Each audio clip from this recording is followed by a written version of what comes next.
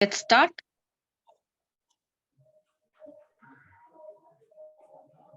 Ready.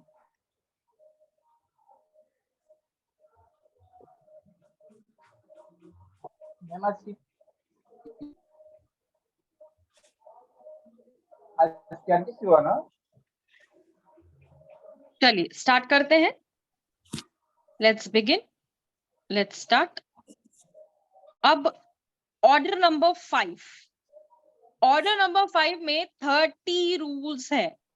आप बोलेंगे यार 31 से 13 रूल याद नहीं होते, 8 रूल्स याद नहीं रहते हैं, तो 30 रूल्स क्या खाक याद रहने वाले हैं क्या हम लोगों को? क्यों नहीं याद होंगे? आराम से याद होंगे. करेंगे हम अच्छी तरह से. चलिए बढ़ते हैं ऑर्डर नंबर 5 की तरफ. ऑर्डर नंबर 5 सीपीसी क्या कंटेन करता है? Rule 1 to 30. इस प्रोविजन में आप देखेंगे कि जो issue and service of summons की बात करता है.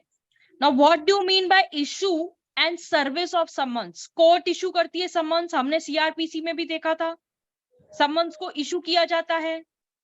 एंड सर्विस ऑफ समन्स यानी उस बंदे तक पहुंचाना जिसके नाम से समन निकला है.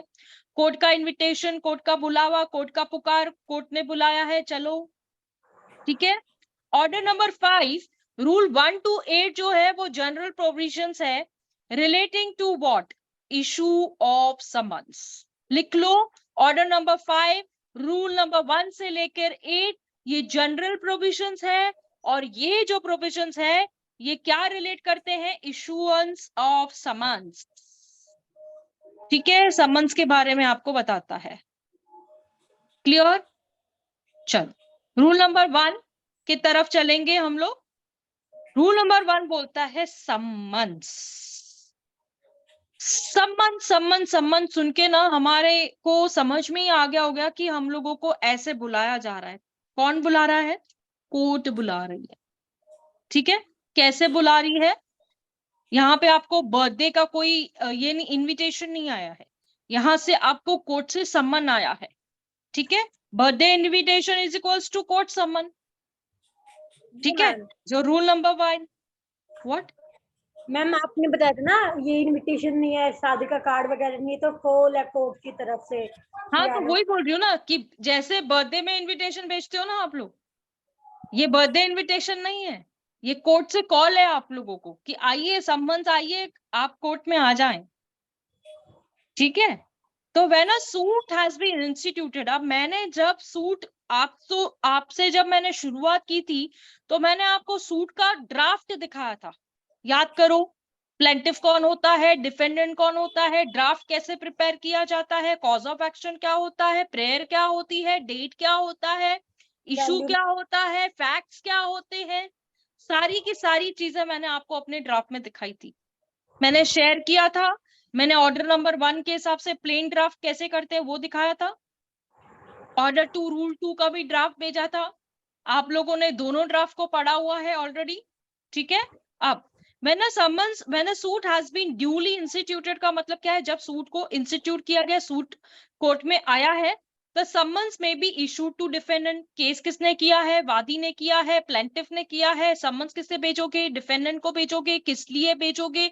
अपीयर होने के लिए और आंसर द क्लेम. आ भाई तू बोल. और वो क्या करेगा? ताली बजाएगा? नहीं. वो क्या करेगा? अपनी रिटन स्टेटमेंट फाइल करेगा, अपना डिफेंस लेके आएगा.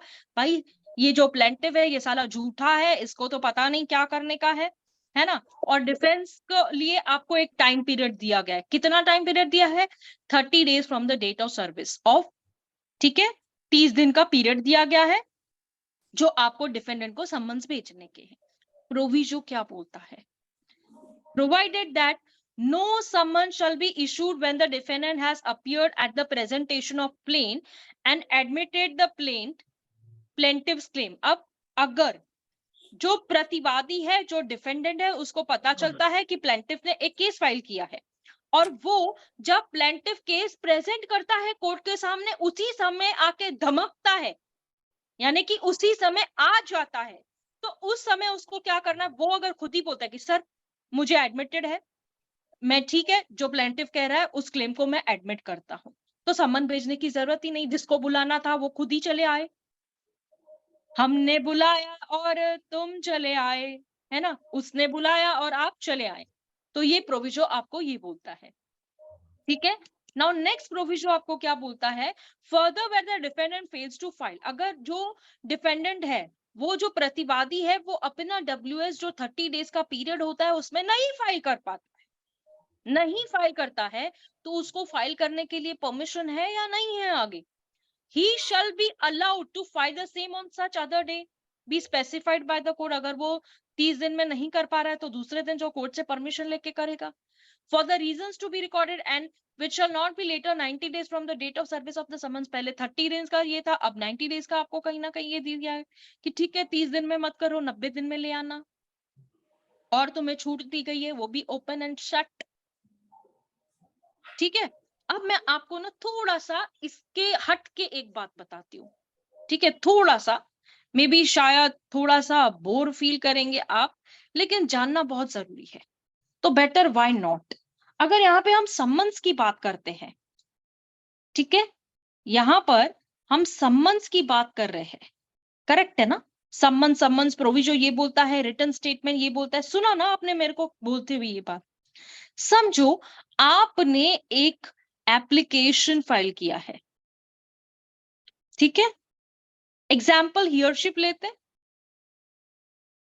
ओके, स्क्रीन पे शेयर हो रहा है जो मैं लिख रही हूं, ठीक है, समझो हियरशिप है, तो अब हियरशिप को लेकर what you are suppose to do, any remedy for heirship now, अब हियरशिप को लेकर आपने एप्लीकेशन फाइल किया, कोर्ट को बोलते हियरशिप दे दो, ठीक है, तो हियरशिप मूवेबल प्रॉपर्टी को लेकर भी होता है, नॉन मूवेबल प्रॉपर्टी को भी होता है, तो यहां पर सम्मन से पहले CPC में एक चीज होती है जिसे कहते हैं publication, PUBLICATION, publication. Now what do you mean by this publication, ये भी क्या सम्मन होता है, बहुत कंफ्यूजन हो जाएगी यहाँ पे, क्या इस पब्लिकेशन को लेकर भी हम इसे सम्मन्स कहेंगे, ये publication, what is this publication, what is this, ma'am इसको नोटिस कहेंगे, नोटिस, यस, नोटिस लिखो, हाइफन करके यहाँ पे नोटिस लिखो, आगे बताती हूँ क्या है ये, इसके बारे में आपको पूरी जानकारी दूंगी, क्योंकि पता होना ये आपका समझना बहुत जरूरी है, ठीक है ना, let me clear this point. अब मैंने आपको यहाँ पे प्रैक्टिस में ऐसे पब्लिकेशन काम बता देता दिया, है, मैंने आपको यहाँ पे पब्लिकेशन बता दिया, करेक्ट। अब ये जो पब्लिकेशन होता है बेटा, ये पब्लिकेशन का मतलब ये होता है कि आप किसी भी लोकल न्यूज़पेपर में उस चीज को लेकर पब्लिकली आप डिक्लेयर कराते हो, ठीक है, जिसमें आप एक लोकल न्यूज़पेपर में उस पब्लिकेशन को देते हो, और इसके साथ में होती है citation, CITATION। Now what do you mean by this citation, आप बोलेंगे मैम केस लॉ, ये तो केस लॉ हुई ना, आप भी तो बोलती हो केस लॉ साइटेशन, पर ये साइटेशन वो साइटेशन नहीं है, ये साइटेशन के अंदर क्या होता है ना, बेलिफ जो होता है, बेलिफ कौन होता है, the officer of the court, bailiff कौन होता है, officer of the court, this is officer of the court, ये क्या करता है, इस पब्लिकेशन के ऊपर ये कोर्ट का ऑफिसर क्या करता है, उस पर्सन के पास जाता है जिसने पब्लिकेशन कोर्ट से ली है, और ये पब्लिकेशन की कॉपीज को लगाया जाता है कि अगर किसको ऑब्जेक्शन है तो आके उस ऑब्जेक्शन को लेकर आप बताओ, ठीक है। तो हमने यहाँ पे पब्लिकेशन देखी, ये भी काइंड ऑफ सम्मन्स के जैसे ही होती है, ये भी kind of summons, it is not a summons, बहुत कंफ्यूजन होता है स्टूडेंट्स को ये बात को लेकर कि पब्लिकेशन और सम्मन्स क्या होता है, what do you mean bye publication, what do you mean bye summons, ठीक है। तो ये जो पब्लिकेशन होता है इसे लोकल न्यूज़पेपर में दिया जाता है, एक डिक्लेरेशन के फॉर्म में रहता है ये, और ये कौन देता है, कौन देता है, कोर्ट से आप इस चीज का ऑर्डर लेते हो, ठीक है, जैसे आपने सूट फाइल किया, जैसे आपने केस फाइल किया, उसके बाद में क्या लेते हो, ऑर्डर लेते हो, कैसा ऑर्डर लेते हो, पब्लिकेशन का ऑर्डर देते हो, पब्लिकेशन कहाँ करते हो, कहाँ करते हो, लोकल पब्लिकेशन लोकल न्यूज़पेपर में आप डिक्लेरेशन करवाते लोकल हो, न्यूज है। हाँ, और उसके बाद में आप उस चीज को डिक्लेयर करवाते हो।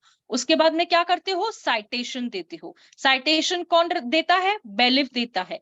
किसके पास जाके देता है, उससे क्या लेता है, एक स्टेटमेंट लेता है कि आपने ये एप्लीकेशन फाइल की है और ये आदमी जो मरा है वो इसका डिक्लेरेशन लेते हैं हम लोग। बताऊंगी, ये सब चीजों को भी बताऊंगी, फिलहाल इतना तो समझ के ले लीजिए, ठीक है। Yes, ma'am. हर्षिता, यस बेटा। Ma'am publication in which suits में यूज करते हैं एंड विच स्टेज में यूज करते हैं मैम? यस, पब्लिकेशन विच सूट में यूज होता है ना, इसमें हियरशिप के टाइम पर आप पब्लिकेशन करवा के लेते हो। दूसरा होता है, हियरिंग है ना, हाँ, both are heirship and hearing both are equal ma'am? Heirship and hearing, yes ma'am. No, hearing means a case hearing, okay ma'am. Heirship means a certificate from the court, you are Okay, taking a certificate from the court on some contrary point. I will explain how heirship certificate you're going to file before the court, what are the procedure, what are the norms. This are also I'm going to teach you all, don't worry. This is Okay, ma'am. regarding the succession and certificate, heirship and succession certificate most, and this is succession, this another act, succession को लेकर एक act है जो आपको पढ़नी पड़ती है। Yes ma'am, Indian Okay. Succession act. Indian और- सक्सेशन एक्ट, करेक्ट करेक्ट, ठीक है। तो this is the point what I told you here. तो this is a difference between summon, publication, notice, okay, क्योंकि समन्स को भी बहुत सारे जने नोटिस ही बोलते हैं। Okay clear ma'am. ये पॉइंट, क्लियर Ma'am. हाँ मैम, ये जो ऑब्जेक्शन अटैच करेगा तो वो सम्मन में अटैच करेगा ना बेलिफ? ये ऑब्जेक्शन जो अटैच होगा ना, ये समन्स की बात नहीं होती है, ये जो साइटेशन का ये होता है। मैं आपको बता देती हूँ कि साइटेशन के बाद में जो बेलिफ अपना रिपोर्ट सबमिट करता है ना, बेलिफ अपना रिपोर्ट सबमिट करता है, जो हमने देखा है ना कि समन्स के बैक लीफ पे लिखा जाता है डुप्लीकेट कॉपी पे। एफिडेविट देता है जो। हाँ, लेकिन यहाँ पे उसको एफिडेविट देना नहीं है, यहाँ उसको एफिडेविट नहीं देना, क्योंकि वो क्या Okay. कर रहा है, वो उस डिफेंडेंट के पास, उस प्लेंटिफ के पास जा रहा है कि आपने इस चीज का साइटेशन किया है। तो साइटेशन कोर्ट का नोटिस होता है, वो पार्टी के पास जाता है कि ये पर्सन को डिक्लेयर किया जाए मरा हुआ है, आप में से किसी का ऑब्जेक्शन है। तो जो लोकल न्यूज़पेपर में आपने दिया है ना, उस न्यूज़पेपर के ऊपर कोई भी आके कोर्ट में ऑब्जेक्शन लेता है। Okay, Got ma'am. it? Got it? Okay. This is a Yes. different criteria. I brought it here because आप लोगों को यहीं से उस चीज को मैं आगे लेके जाऊंगी। That's Okay. why मैंने in between आपको यहाँ पे ये लिया, ठीक है। चलो, नो नेक्स्ट प्रोविजन क्या बोलता है, डिफेंडेंट अगर फेल होता है तो क्या करेगा, 30 डेज का उसको एक्सटेंशन दिया ना भाई, 90 डेज का। 90 डेज के बाद भी अगर वो नहीं करता है तो क्या करेंगे, 90 डेज के बाद भी नहीं करता है तो क्या करना पड़ेगा, क्या करना पड़ेगा उसको, अगर 90 डेज के बाद भी नहीं करता है तो क्या करना पड़ेगा भाई उसको, फोरफिट हो जाएगा, एक्सपर्ट हो forfeit हो जाएगा। जाएगा। आप उसके बाद में Ma'am, delay condonation application file कर सकते हो, Yes, पता ma'am. चला जाएगा। Delay condonation, Yes, ma'am. है ना। रीजनेबल काज होता तो डिले हाँ, कंडोनेशन हाँ। फाइल करते ma'am. For that you need a reasonable cause. Brown. समझो बीमार था, मैंने आपको हमेशा बताया है, if he was a sick or there was some problem so he could not come to the court, ठीक है, delay condonation application with supporting affidavit, okay. Delay के साथ में क्या करोगे, एफिडेविट फाइल करोगे, कंटेंट्स किसके होंगे, डिले कंडोनेशन के होंगे। आ रहा है समझ में, what do you Yes, mean ma'am. Delay, limitation act पढ़ा है कभी, Yes, ma'am. Under section, 5 ma'am, condonation of delay. Okay.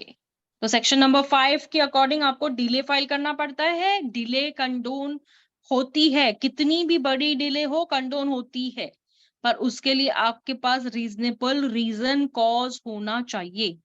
Got my point? Yes any ma'am. Confusion, no any ma'am. Confusion, no. Clear, clear ना। Yes ma'am. चलिए let's move further now. Proviso क्या बोलता है? Further the defendant fails to file the return statement within the set period of 30 days, he shall be allowed to file a return statement on other day be specified by the court for the reasons to be recorded on the payment of such cost. अब यहाँ पर आप जो delay file करते हो ना, उसके बाद भी आपको क्या करती है कोर्ट, पता है ना? कॉस्ट लगाती है। तो कॉस्ट कितनी होगी? अब आपका सवाल ये होगा कि कॉस्ट कितनी होगी? जितना कोर्ट ठीक समझता है, 1000 रुपया, 500 रुपया, 2000 रुपया, 5000 रुपया, 10,000 रुपया, 15, 20, 25, डिपेंडिंग अपॉन द कोर्ट, जैसे उन्हें ठीक लगता है। ठीक है? But which shall not be the later than 120 days from the. अब यहाँ पे ना 120 डेज की भी बात की गई है। आई थिंक आप लोगों के पास ये 120 डेज का लिखा है। From the date of service of the summons, the defendant shall forfeit the right to file the written statement, and the court shall not allow the written statement to be taken on record. अगर 120 दिन के बाद होता है, 90 के बाद extension 120 days का आपको दिया, 30, 60, 30, 90, 120, आई एम सॉरी, 30, 90, 120। अगर 120 एंड अबाव हो जाता है तो आपको क्या करना है? Delay condonation application. डिले अगर आपकी एक्सेप्ट नहीं होती है तो कोर्ट अगर उस चीज के बाद भी आप नहीं फाइल करते हो तो आपका WS का ऑर्डर क्या होता है, मैं आपको बता देती हूँ यहाँ पे। 1 minute, within a second I will tell you कि what call you will get। यहाँ पे ऑर्डर अगर आपने रिटर्न स्टेटमेंट नहीं फाइल किया है, जैसे हम WS कहते हैं, तो कोर्ट क्या करती है? नो WS ऑर्डर कर देती है। कोर्ट क्या करती है? नो WS ऑर्डर करती है। और इस ऑर्डर को हमको क्या करना पड़ेगा? हम लोगों को सेट असाइड करा के लेना पड़ता है। What do you mean bye set aside? What do you mean bye set aside? Ma'am ये सेक्शन 89 में आता है। क्या क्या क्या क्या क्या क्या क्या क्या? सेक्शन 89 में आता है ये सेट असेसन, जैसे मतलब है कि दो पार्टी को मिलाकर ये करते हैं। इस चीज को साइड करके हटा के, यानी कि आप लोगों को क्या मिलता है? परमिशन दिया जाता है। सेट असाइड का मतलब क्या होता है? आप नो WS ऑर्डर को सेट असाइड करवा के लोगे, कोर्ट से कहोगे कि आप कोर्ट को कहीं ना कहीं रिक्वेस्ट करोगे। क्या करोगे? रिक्वेस्ट करोगे। व्हाट रिक्वेस्ट करोगे? कि सर आपने जो नो WS ऑर्डर किया है उसको आप हटा दीजिए, चेंज करिए और मुझे WS फाइल करने की परमिशन दीजिए। ठीक है? I will show you how to draft set aside application, how to draft the WS also. Written statement कैसे ड्राफ्ट करते हैं वो भी मैं आपको सिखाऊंगी। सेट असाइड अगर आपको नो WS ऑर्डर हो जाता है, आपने WS 120 डेज के बाद भी नहीं फाइल की, उसके बाद भी अगर आपको करनी है तो आप डिले एप्लीकेशन कैसे फाइल करते हैं वो बताऊंगी, सेट असाइड कैसे करना पड़ता है वो बताऊंगी। ठीक है? तो these 3 things I'll teach you all: return statement, set aside application, delay condonation. Yes, commercial को लेकर 120 डेज है। यस, इसलिए तो मैंने बोला कि आप लोगों को यहाँ पे है, क्योंकि महाराष्ट्र को तो है। आपको है क्या? आपके बैरक में है क्या? नहीं मैम, इसमें मैम नहीं WS में ही ना मैम इशू से सेटलमेंट करते हैं। मैम, ये सेक्शन 89 के तहत इशू सेटलमेंट की बात नहीं आती है। पहले तो आप है ना ये बात चलो ही मत लेके कि WS में इशू सेटलमेंट की बात करते हैं, कुछ भी बोलते हैं यार। आप ऑर्डर से अपने आप को वेव क्यों चेंज कर रहे हो? जब इशू सेटलमेंट की बात आएगी ना, मैं बताऊंगी आपको इशू सेटलमेंट कहाँ पे होएगा। ठीक है? जी ma'am. The defendant to whom summons be issued may appear। अब जिसको सम्मन्स गए हैं, यानी कि अगर लावण्या को सम्मन्स आए हैं तो वो कैसे आएगी? चल के आएगी या बैठ के आएगी? ये तो लावण्या की मर्जी है ना? तो इन पर्सन आएगी, खुद से चल के आएगी। ठीक है? या तो बाय प्लीडर मुझे अपॉइंट करेगी कि मैम एक काम करो ना, मैं तो आपकी स्टूडेंट हूँ, मेरे जगह पे जाओ भाई, मेरे को तो डर लग रहा है। तो by a pleader duly instructed and able to answer all the material question relating to the suit। अब समझो यहाँ पर मुझे एग्जाम्पल के तौर पे बताती हूँ मैं कि समझो समझो, हाँ, कि मुझे लावण्या ने अपॉइंट तो किया है, लेकिन उसको लेकर उसने मुझे मेमोरेंडम ऑफ ये नहीं दिया है, मेमो नहीं दिया है साइन करके, ऑफ ठीक है, अपीयरेंस। मेमोरेंडम ऑफ अपीयरेंस जिसे कहते हैं हम लोग, वो साइन करके नहीं दिया है। और ना ही उसने मुझे वीपी दिया है, जिसे हम वकालतनामा और वकील पत्र कहते हैं, ये दोनों ही नहीं दिया है उसने मुझे फोन किया, टेलीफोन किया कि आप जाएं मेरे जगह पे और जाके कोर्ट से कहें कि मैं आ रही हूं। तो इसको लेकर मेरे पास कोई रेमेडी है क्या?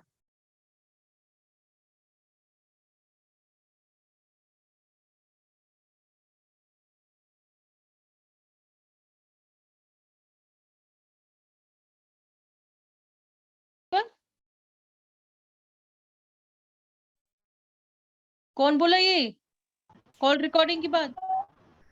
मैम हम सुषमा, तुम बोली ये बात? I can't even believe this. Call recording लेके जाऊं कोर्ट को सुनाने के लिए? कोर्ट मेरे को नो बोलेगा चल मैम एज एविडेंस यूज कर सकते हैं ना बेटा, उसको। अभी मेरे पास एविडेंस की तो बात ही नहीं आ रही ना अभी तक। Section number I am only at the time of appearance. I am only at the stage of appearance. I am not at the stage of evidence. I am not at the time of evidence बेटा। मैं अभी तक court में आई नहीं हूँ, उसने मुझे अभी अपॉइंट किया है, तो मुझे क्या करना पड़ेगा अपीयरेंस को लेकर? कोर्ट को क्या देना पड़ेगा कि कोर्ट मुझे अलाउ करेगा? Without Lavanya signature, without Lavanya signature अगर मुझे कोर्ट में लावण्या की तरफ से एज अ लॉयर अपीयर होना है, तो मुझे कोर्ट को क्या देना पड़ेगा?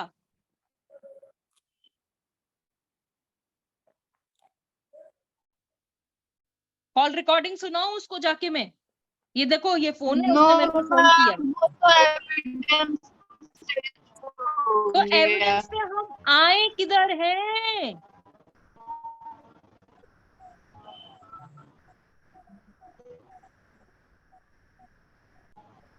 हम एविडेंस पे तो आए ही नहीं है। किधर आए बेटा? मैम वो कंफ्यूज हो गए थे उससे हाँ, परमिशन ले इसीलिए सकते। इसीलिए इसलिए लॉयर अगर इसने मुझे अपॉइंट ही नहीं किया है, Sonia do you know what you are suppose to do? Ma'am orally बता के एक next date. No, orally court मुझे अलाउ नहीं करेगी। मुझे किधर ना किधर कोर्ट को एप्लीकेशन देना पड़ेगा। Without application court will not entertain me. Who are you? Court बोलेगी आप कौन, तू कौन, हम लोग एंटरटेन भी नहीं करने देंगे आप। Now, Sonia, if you can tell me, कि if I don't have anything with me, what am I supposed to do? What application I can file before the court so that?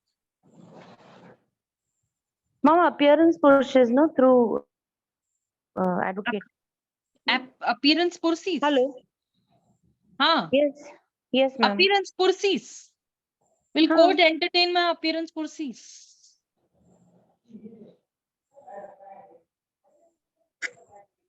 हाँ, through instructions. Yes. Appearance pursuit I'm going to give. Think once. Appearance pursuit will court allow me? Or am I supposed to give an तामिला application? Report देंगे। हाँ, तामिला report, क्या करेगी? तामिला report देंगे। क्या देंगे? हाँ, तामिला report, तामिलाड़ी court, ये क्या होता है? मैं तो कभी सुना ही नहीं है। हम हिंदी में उसको तामिला बोलते हैं। मेरे को नहीं मालूम है बाबा ये तामिल है वमिल है क्या होती है। मुझे तमिल भी नहीं आती है। तो अपीयरेंस पुरसीज तो नहीं होती है। चलो, I will reveal at the end, let me see, किसी को पता है क्या? मैं रिवील भी करूंगी और मैं दिखाऊंगी भी कि व्हाट वी डू।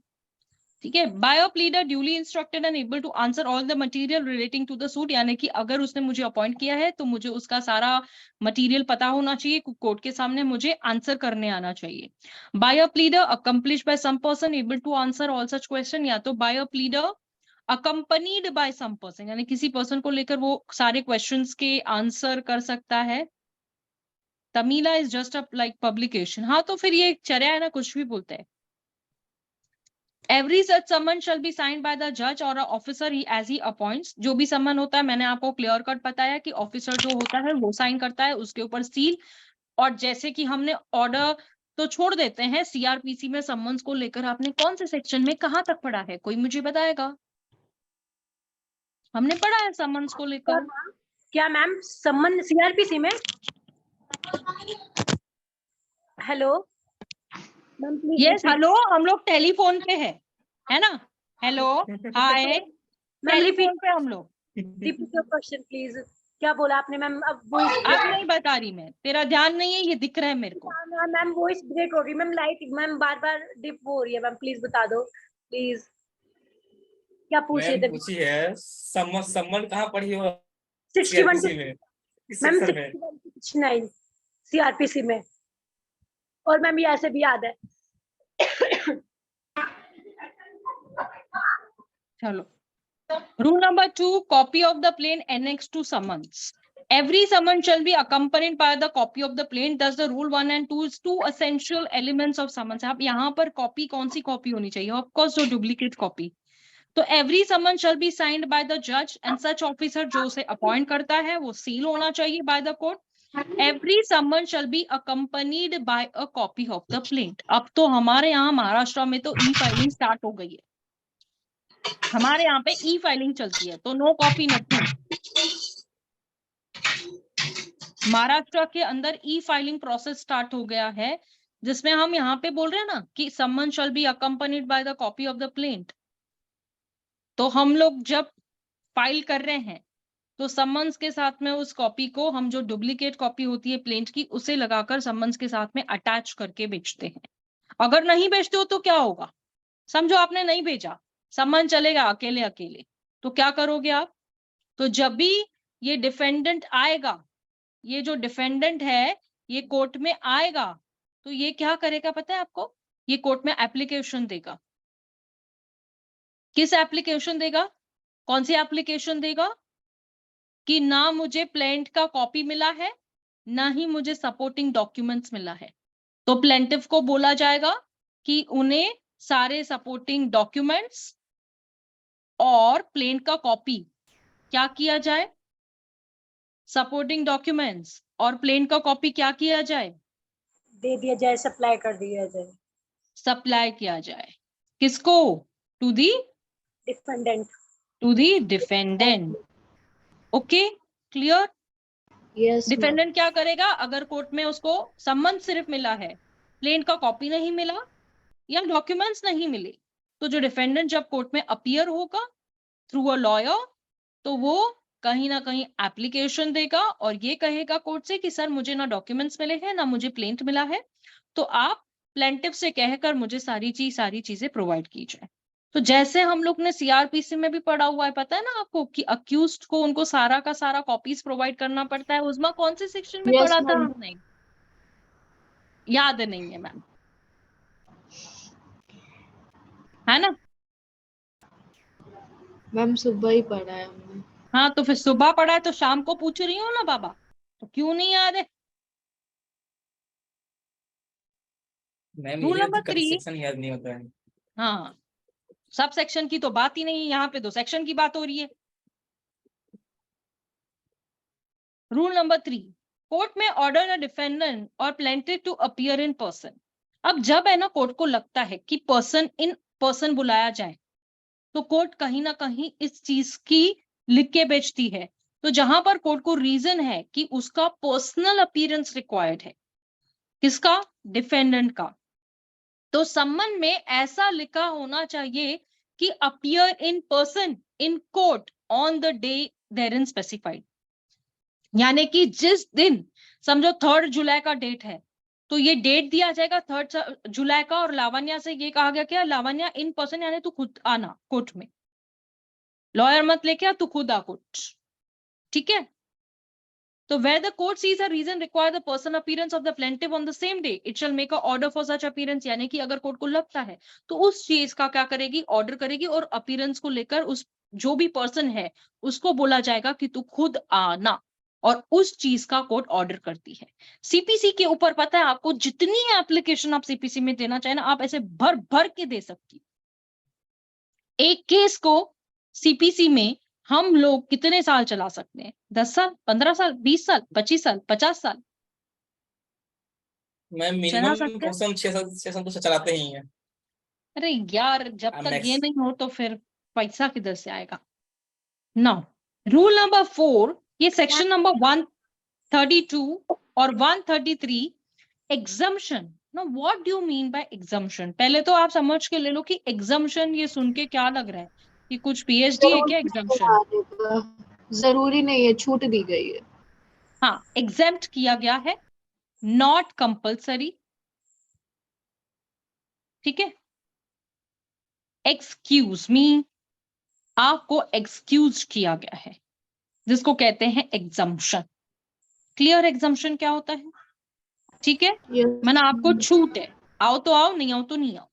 तो यहां पर आप इसको, जो रूल नंबर 4 है, इसको एग्जम्पशन ऑफ अपीयरेंस कौन से सेक्शन में पढ़ोगे? लिख लो रूल नंबर 4 के साथ, सेक्शन नंबर 132 एंड 133 लिखो। मेरे फेस पे नहीं लिखा, आपके बैरक में लिखना। Ma'am no party shall be ordered. हाँ, मैम एक क्वेश्चन है, मतलब लाइक मैम लास्ट वाले आप रूल नहीं, ऑर्डर 3 रूल 1 या 2 में आपने बताया था कि मतलब उसमें प्लीडर जाता है, पर्सन जाता है और मैम एक रिकॉग्नाइज एजेंट भी जाता है, तो वो मैम इसमें नहीं जाएगा सम्मन के टाइम पे? कहाँ पे जाना है? कोर्ट में? Yes ma'am. तो वो तो मैंने वही बता रही हूँ ना बेटा, कि अगर एजेंट को समन जाएगा तो एजेंट जाएगा, आपको समन इन पर्सन बुलाया गया है तो आप जाओगे, अगर इन पर्सन में वहां पर एजेंट है तो एजेंट को बुलाया जाएगा। समन उसी को जाता है जो पार्टीज होती है, जो हमने ऑर्डर नंबर 1 में देखा था। याद करो आप, ऑर्डर नंबर 1 में क्या देखा था? प्रॉपर पार्टी, नेसेसरी पार्टी, याद है? Joinder, non joinder. Miss joinder, non joinder, यही तो गेम होती है। नहीं मैम, जैसे इस वाले में मेंशन नहीं है मैम, कौन सा ये रूल 1 में मैम मेंशन नहीं है, तो जैसे रिकॉग्नाइज एजेंट होता है या फिर एक ये भी वो वाला ऑफिसर होता है जो मैम जो आपने बताया था ना कि मतलब उसी रेजिडेंस पे जिनका गेन चल रहा है, बिजनेस गेन कुछ बताया था आपने, तो मैम वो पर्सन भी इसमें मेंशन नहीं है रूल 1 में। तो बेटा दैट इज अगर जहां पर सम्मन्स को लेकर अगर आप सब बात कह रहे हैं ना यहाँ पे कि कौन आएगा, ठीक है, तो जो डिफेंडेंट्स में जो पार्टी होगी ना, ये वहां की बात कर रहा है। तो अगर उसमें एजेंट है तो एजेंट को बुलाया जाएगा। जहां पर लॉ जहां पे साइलेंट है, जहां पे कुछ नहीं बोला गया है, तो इट इज वेल अंडरस्टूड ना कि ऑर्डर नंबर 1 से कनेक्टिविटी लगा के अपने को इसको बुला के लेने का है। Any agent working for a personal gains, या वहां पे जो हमने देखा था, तो अगर वो पार्टी है सूट के अंदर, पहले तो इस कॉन्सेप्ट को क्लियर करो। डिफेंडेंट का मतलब ये होता है कि जो person as a party in a suit है उसी को बुलाया जाएगा। ठीक है, अगर सम्मन जाएगा तो डिफेंडेंट नंबर 1 को जाएगा, 2 को जाएगा, 3 को जाएगा, 4 को जाएगा, 5 को जाएगा, 6 को जाएगा, एनी नंबर ऑफ डिफेंडेंट्स, 30 होने दीजिए, 40 होने दीजिए। ठीक है, सोनिया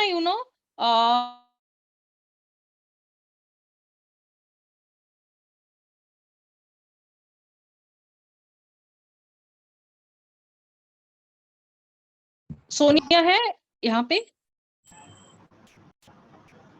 मैम नहीं मालूम। मैम सोनिया, यू देयर और नो? मैम मैम नहीं हाय। है। नो मैम, नहीं है मैम।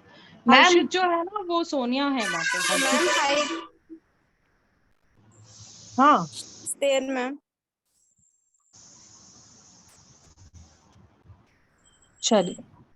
मैम, हाँ, अगर हम किसी कंपनी पे केस करते हैं तो उसके सारे एम्प्लॉय को क्यों नहीं जाएगा सम्मान फिर? बेटा अगर आप किसी कंपनी पे केस करते हो तो उसमें कौन आता है? डायरेक्टर्स। यस मैम, डायरेक्टर्स और principal.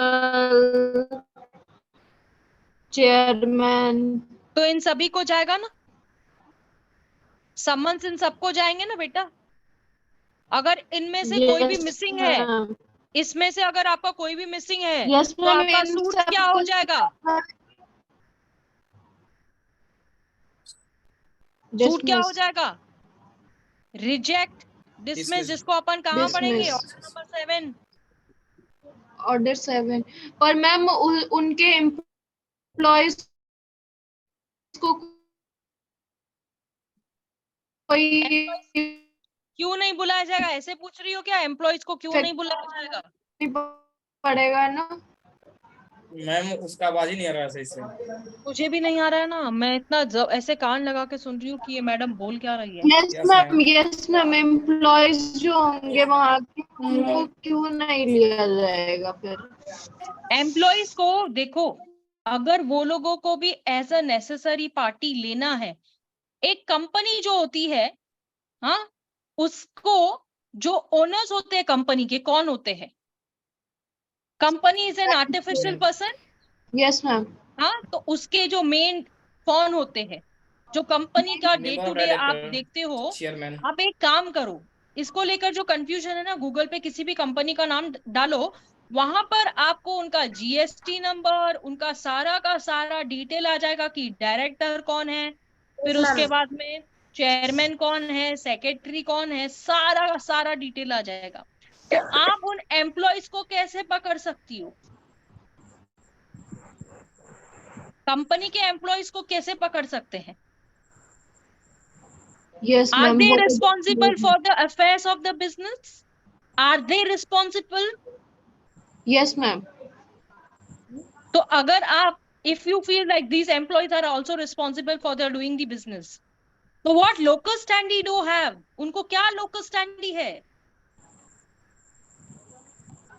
Ma'am What master locus servant standi में, they have?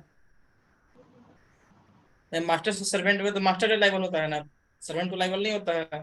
तो वही तो बात है ना बेटा, आप कॉन्सेप्ट में कहाँ चली गई?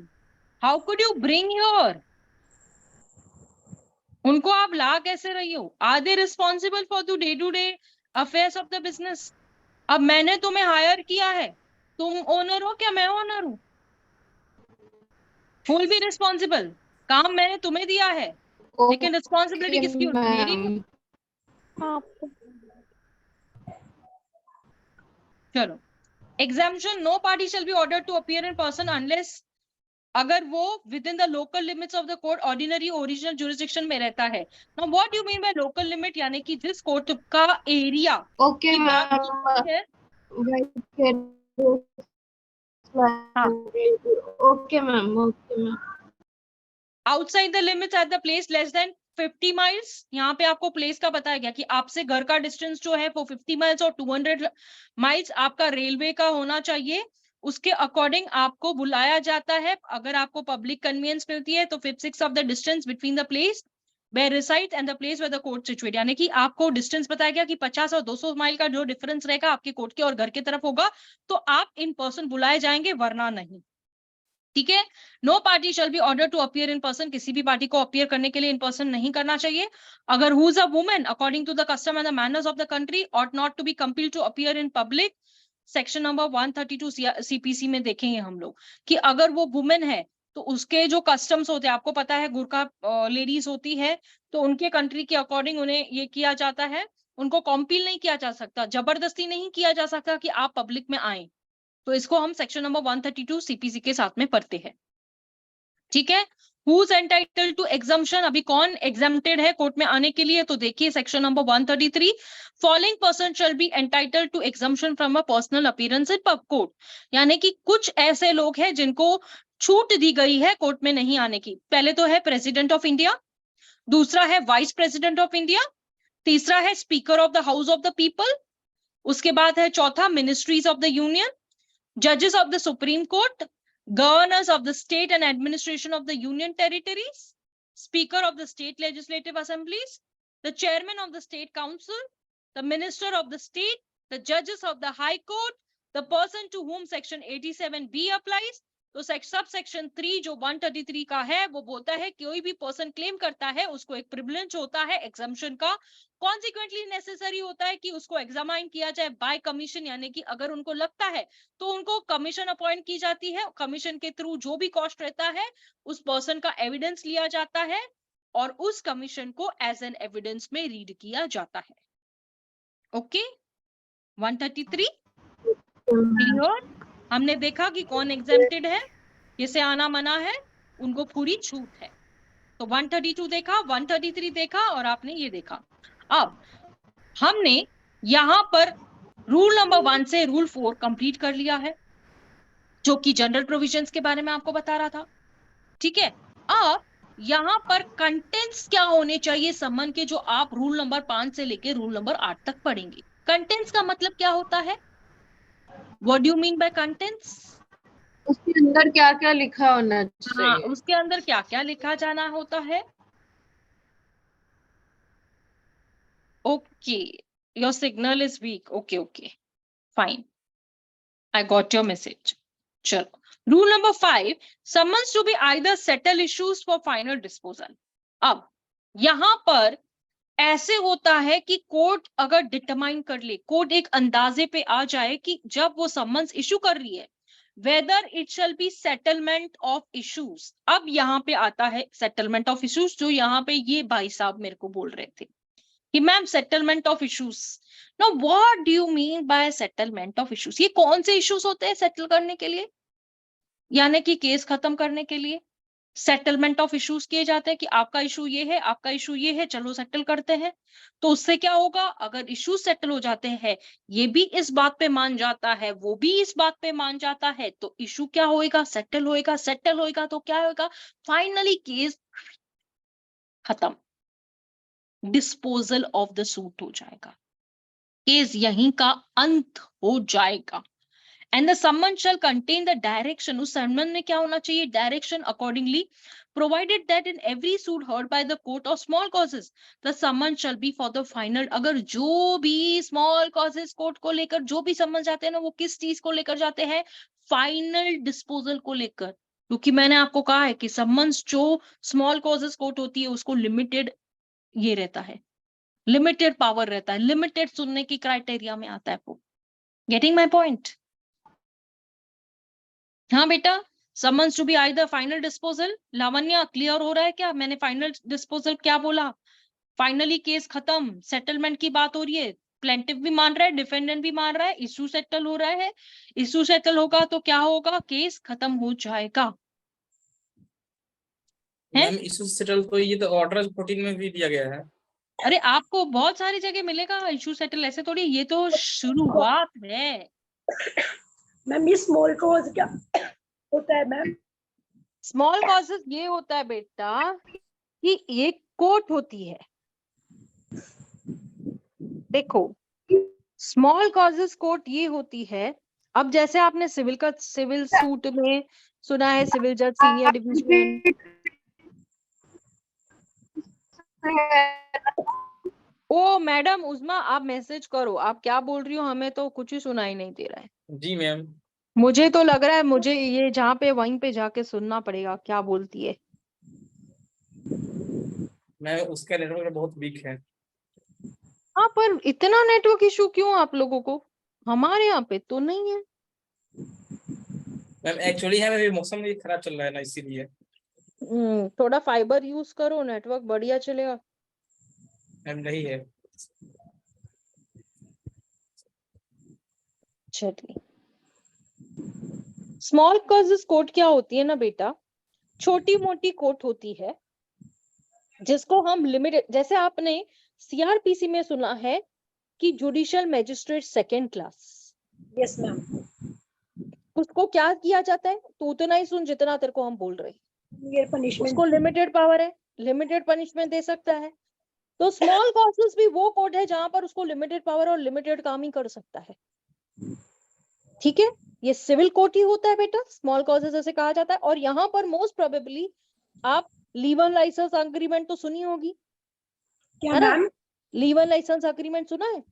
No ma'am. जो भाड़े पे देते हैं घर और उस पे है ना, जो भाड़े पे देते हैं घर। आप रेंट पे लेते हो कभी घर? सुना है लोग रेंट पे लेते हैं घर? सुना ही होगा यार, यस इसमें क्या मैम, है? एग्रीमेंट। हाँ, तो रेंट पे देने वाले जो केसेस होते हैं ना, वो ये स्मॉल कॉजेस में भेजे जाते हैं धक्का मार के।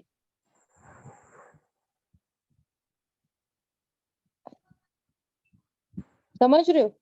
Yes ma'am. मैम स्मॉल आप कॉजेस जेडी समझा क्या होता है? डिस्ट्रिक्ट कहते हैं।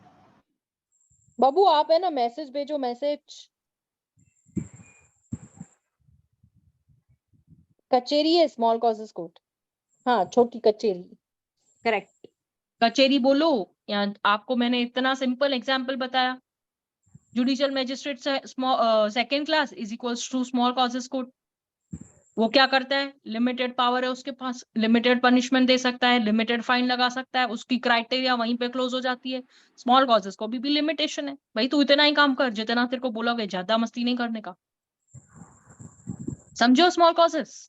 Yes ma'am. Clear? Yes ma'am. चलो फर्दर बढ़े। Yes ma'am. आज संडे की वजह से कितने सारे जन छुट्टी करके बैठे हैं।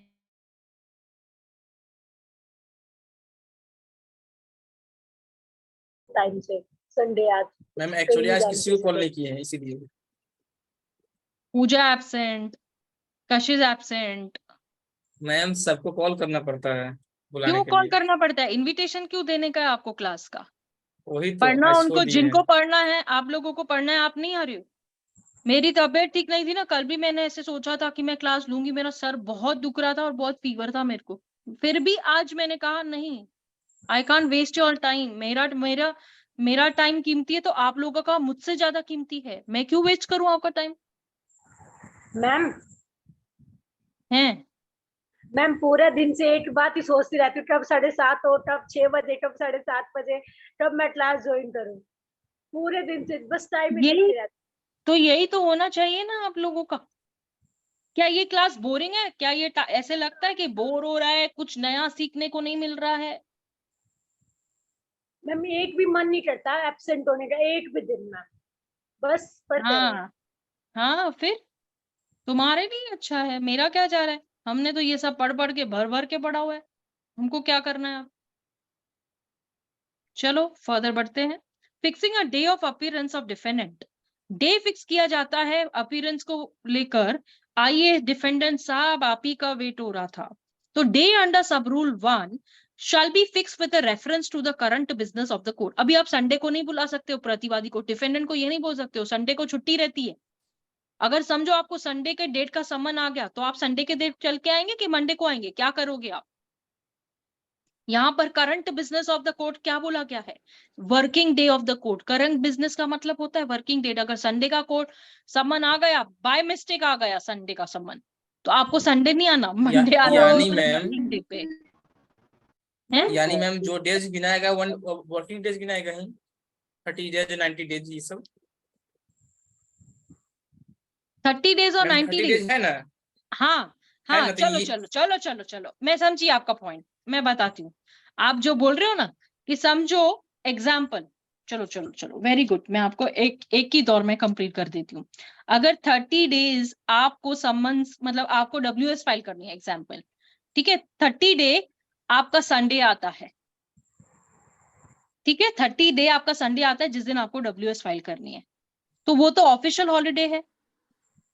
ऑफिशियल हॉलीडे ना, संडे तो सबको छुट्टी होती है, सबको पता है ऑफिशियली हॉलीडे रहता है।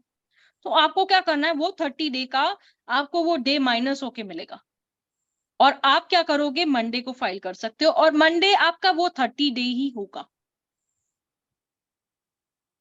समझ गए मैम। समझे? तो ये आपको संडे जो है वो माइनस करके मिलता है।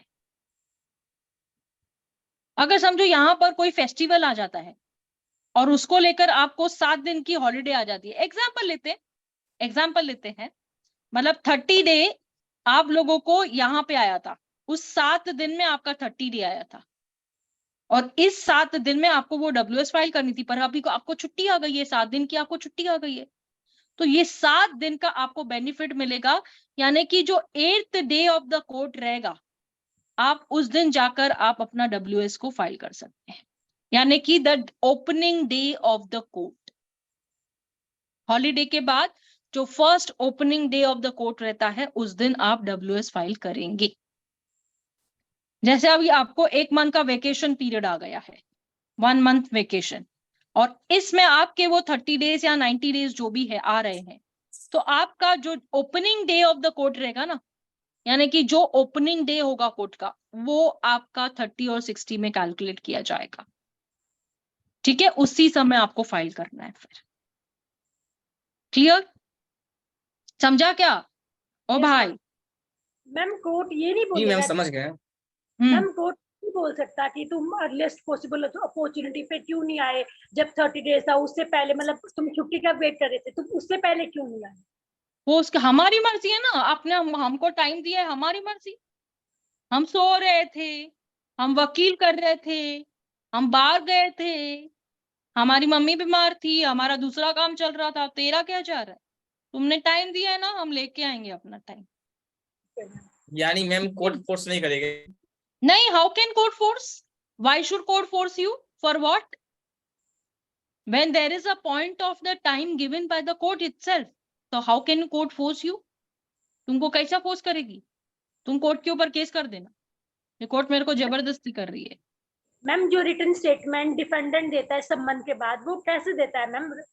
मतलब वो क्या प्रोसीजर होता है मैम रिटन स्टेटमेंट देने का, और क्यों देता है? क्या वो प्लेंटिफ ने जो केस फाइल किया है, तो डिफेंडेंट क्या बेटा अपने आप को डिफेंड नहीं करेगा कि अपना प्लेंटिफ झूठ बोल रहा है?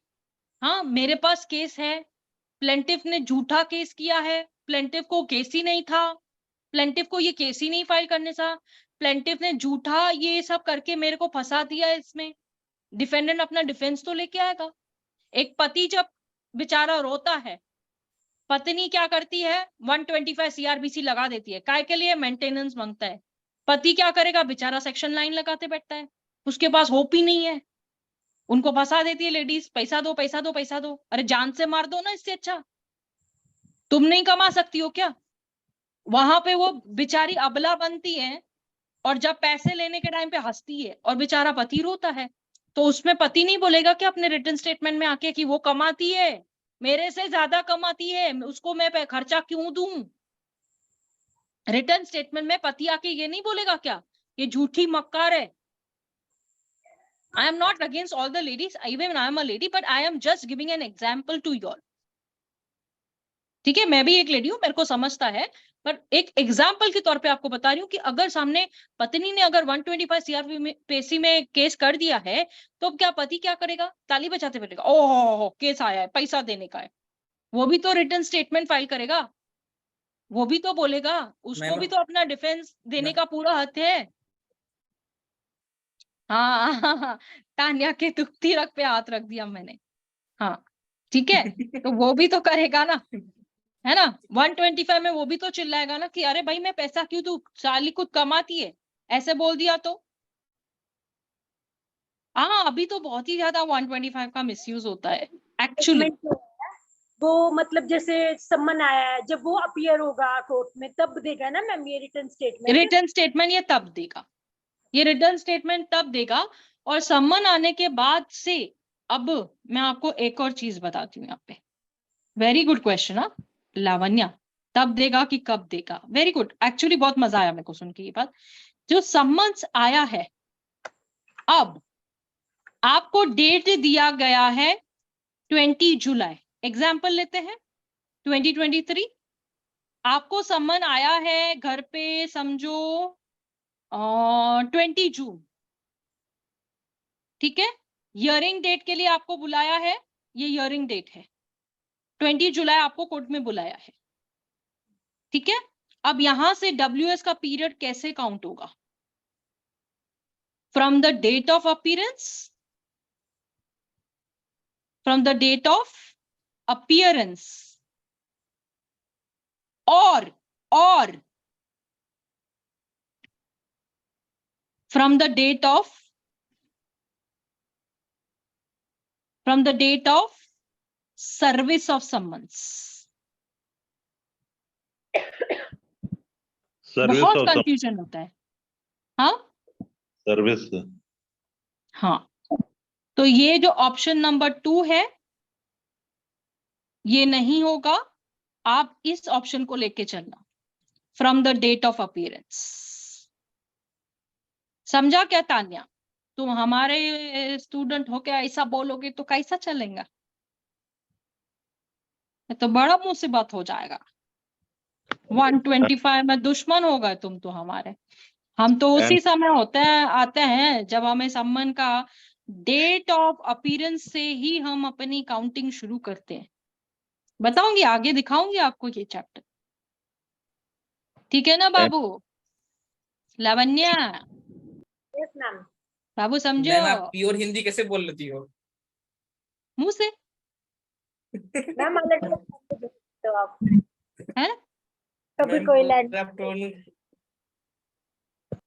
मैम क्या आप क्या? पूरा टोन में सब बोलती हो प्योर हिंदी। टोन में बोलते हो, मल्टी लैंग्वेज। सिंधी मेरे को बोलिए तो मैम। मतलब ही नहीं समझ रहा है क्या बोल रहे हो आप लोग। वही तो सिंधी लैंग्वेज था। हैं?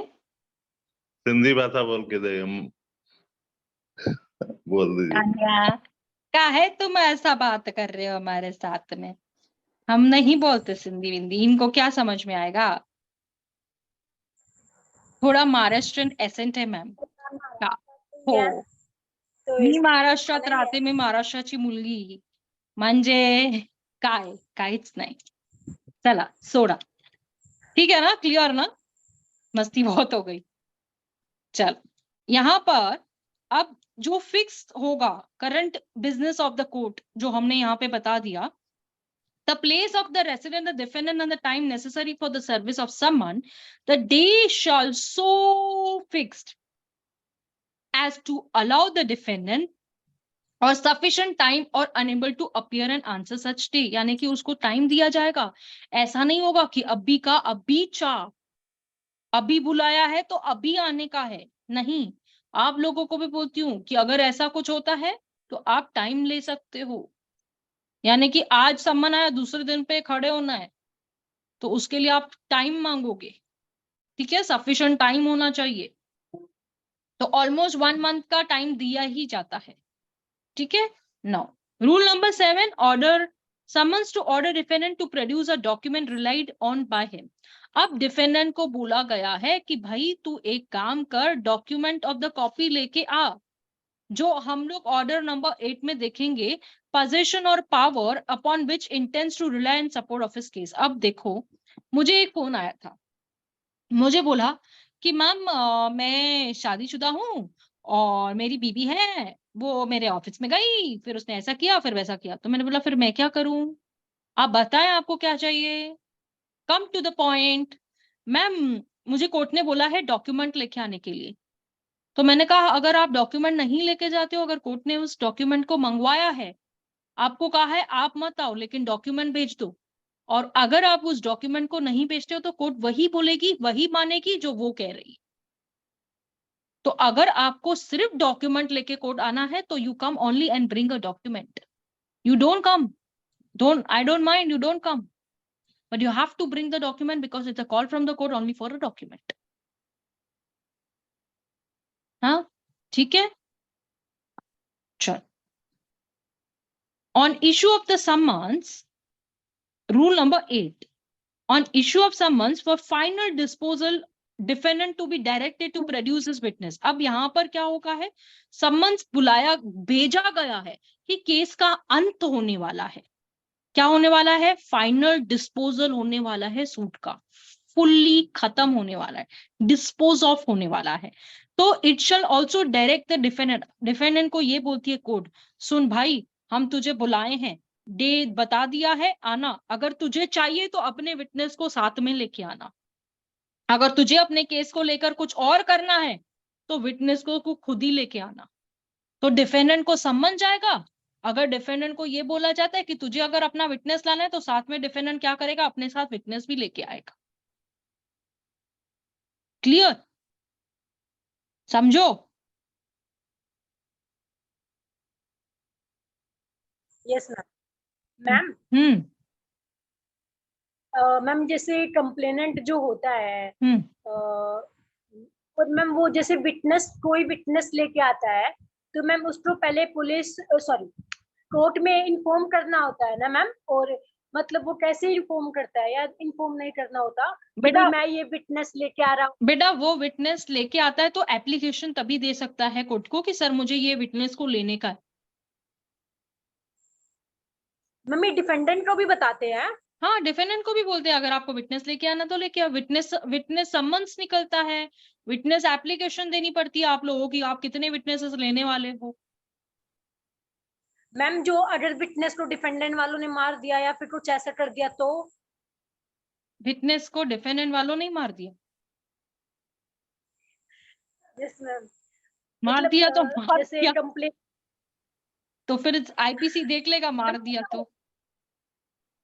मैम ऐसा हो सकता है कि मतलब हम ना बताए कि भाई डिफेंडेंट को कि भाई हम उसके खिलाफ में कोई विटनेस लेके आ रहे हैं और ना बताए उसको, तो मैम कुछ हो सकता है, या फिर बताना जरूरी होता है प्लेंटिफ कोर्ट में? को, आप प्लेंटिफ की बात कर रहे हो कि डिफेंडेंट की बात कर रहे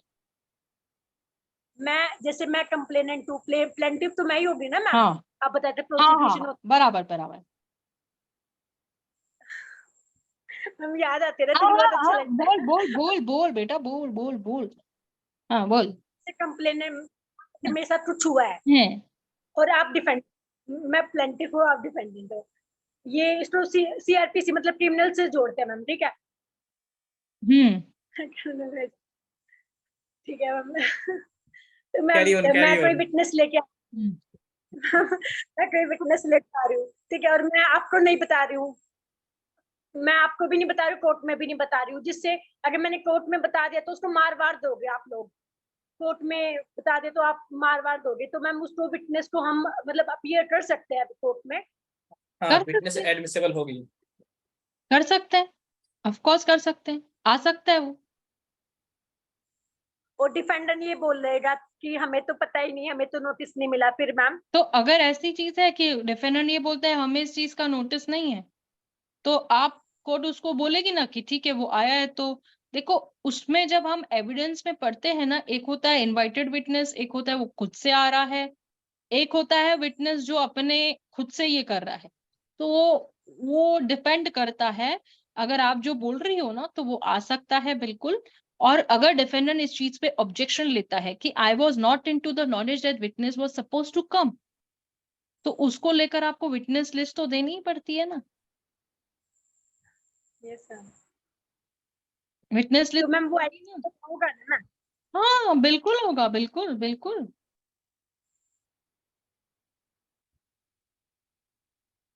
मैम ये क्रिमिनल की बात कर रही है, क्योंकि ये क्रिमिनल में चली कंफ्यूज हो गई रही है। है ना, इसीलिए तो मैं अब नहीं बोलना चाहती। जब वहां सीआरपीसी में इसको ले जाऊंगी ना तो मैं इसको बरोबर बांधूंगी, आप चिंता मत करो। मेरा ध्यान होता है, आपको पता है अच्छी तरह से, एक एक क्या बात करता है मुझे सब याद रहता है। इसलिए मैं अभी उसको कुछ नहीं बोलूंगी, जब सीआरपीसी ले जाऊंगी ना तब मैं इसको बरोबर बांधूंगी उधर। ठीक है। Contents of the summons, rule number 5 to 8 आपने देख लिया कि as per the summons shell contain, इसमें क्या क्या होना चाहिए देख लीजिए आप। Direction whether the date fix of the summons is a settlement of issues, उसमें क्या है, आपको समन्स किस चीज के लिए आया है, सेटलमेंट के लिए आया है, डिस्पोजल के लिए आ रहा है। तो डिफेंडेंट को सफिशिएंट टाइम दिया जाएगा, तो भाई आ जा और जो भी तुझे क्लेम करना है या आंसर करना है आके तू प्लेंटिफ की तरफ से जो भी प्लेंटिफ बोल रहा है उसके जगह पे तू आके रिप्लाई कर। ऑर्डर डायरेक्टिंग, या तो डॉक्यूमेंट प्रोड्यूस करना पड़ता है कि तुझे अगर अपने केस को सपोर्ट करना है डॉक्यूमेंट लेके आ, तो उस चीज के ऊपर सिग्नेचर क्या किया जाएगा, जज सिग्नेचर करेगा, और या तो जो ऑफिसर अपॉइंट किया गया है उसकी जगह पे वो साइन करेगा और कोर्ट का सील लग जाएगा उसके ऊपर। समझ में आया? अब प्रोसीजर देखेंगे आप, यहां से आपका जो प्रोसीजर ऑफ समन्स होगा, जो mode of service of summons, जिसको आप रूल नंबर 9 से लेकर रूल नंबर 30 तक पढ़ते हैं।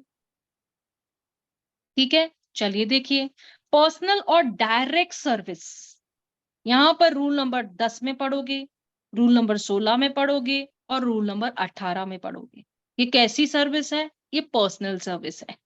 ठीक है। और डायरेक्ट सर्विस के बारे में क्या है, डायरेक्ट समन्स के बारे में बताया गया है, डायरेक्ट आप समन्स भेज रहे हो। विक्की मोबाइल क्या कर रहे हो?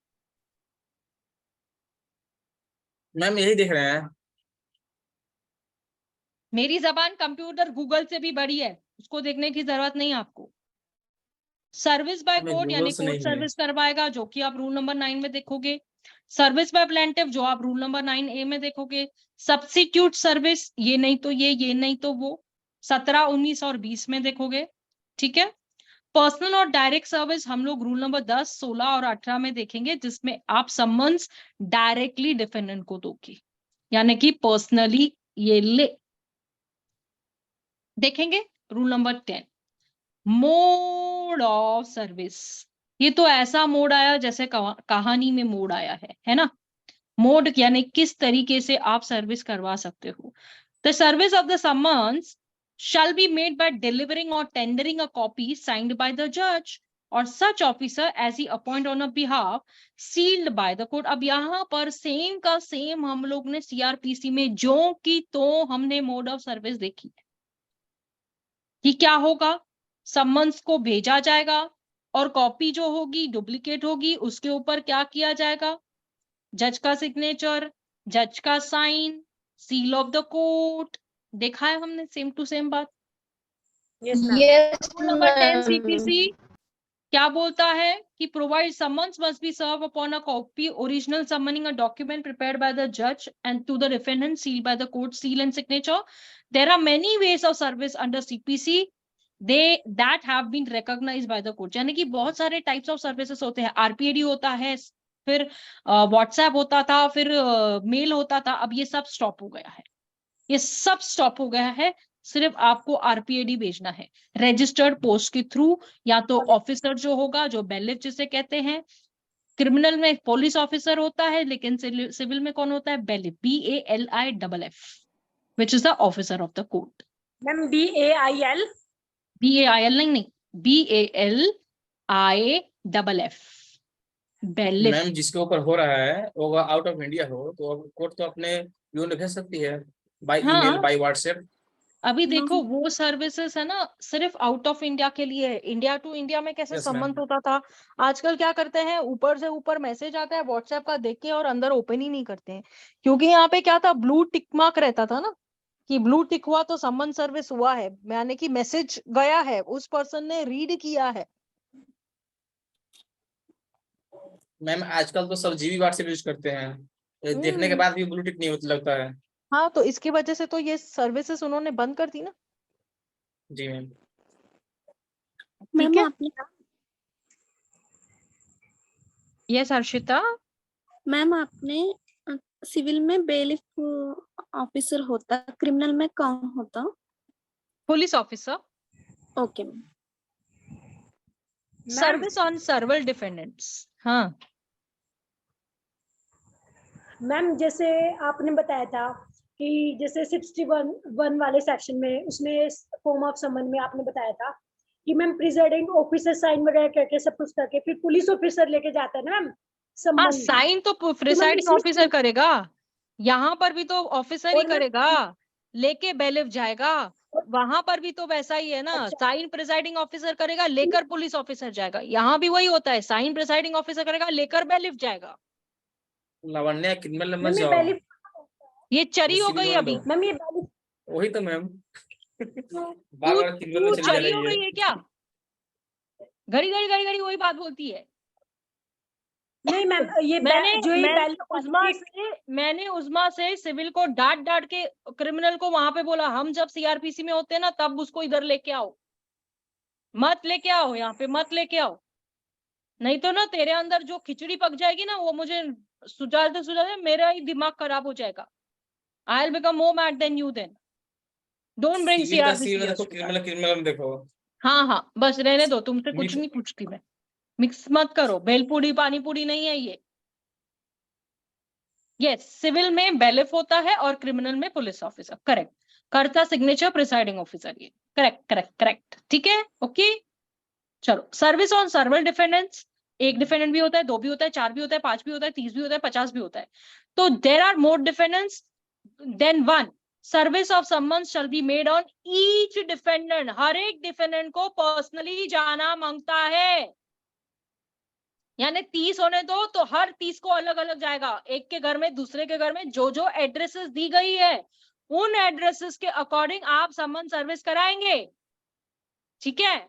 अब कुछ तो मैसेज था यहाँ पर, प्लीज आप मुझे ना यहाँ पे चैट बॉक्स में आपका मैसेज नहीं दिखा, क्या मैसेज था, लास्ट मैसेज किसने भेजा था मेरे को? यस मैम मैम डिलीट कर दी मैम भेज करके। मीटिंग है, है ना, कुछ तो डिलीट कोई हुआ meeting message. Yes ma'am. Room release. Fine, नहीं मेरा ध्यान होता है, अगर आप कोई मैसेज भी भेजते हो ना तो I look over the message and first answer your question. Now, rule number 12, service on the defendant and a person when practicable on agent.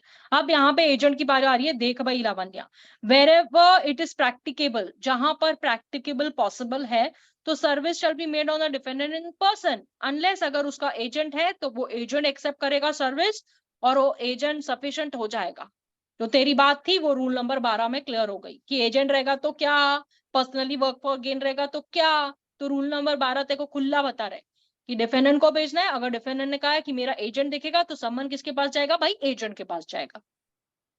ठीक है।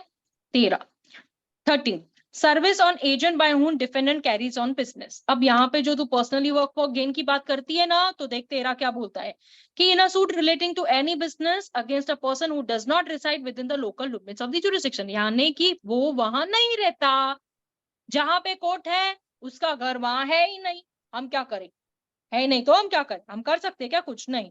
तो jurisdiction of the court from which a summons is issued served on any manager or agent at the service, जहां पर वो business कर रहा है, यानी कि एजेंट जो पर्सनली वर्क फॉर गेन और उस लिमिट ऑफ जुरिस्डिक्शन में आता है, तो उसे कहा जाएगा deemed service, good service. Deemed का मतलब है कि भले ही प्रिंसिपल को नहीं गया, भले ही वो सम्मन एजेंट को गया है, तो वो गुड सर्विस माना जाएगा। डीम सर्विस का मतलब ये होता है कि प्रिंसिपल को भी इस बारे में जानकारी है।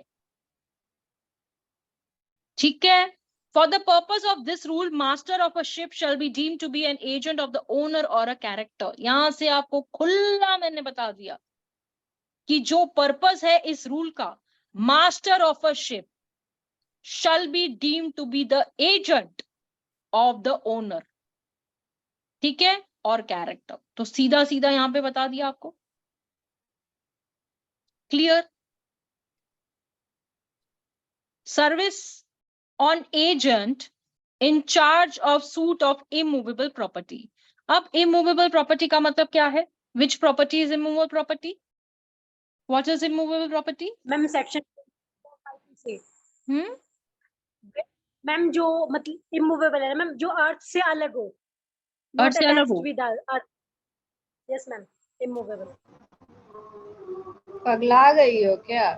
ऐसी थप्पड़ देंगे ना हम तुम्हें कान के नीचे, तो जो तुम बोल रही हो ना, सेक्शन में IPC में